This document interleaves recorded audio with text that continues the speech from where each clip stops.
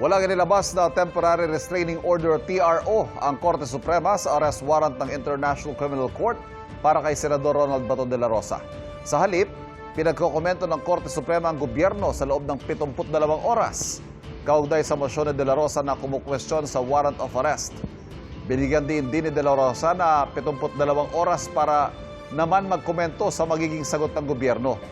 Ipinaaresto ng ICC si de la Rosa kaugnay sa mga pagpatay nung siya'y PNP chief mula July 2016 hanggang April 2018.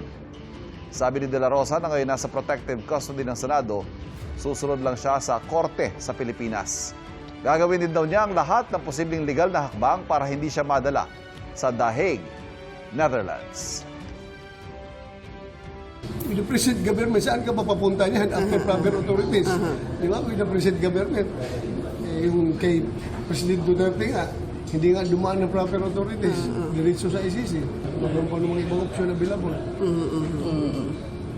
Self-preservation, always.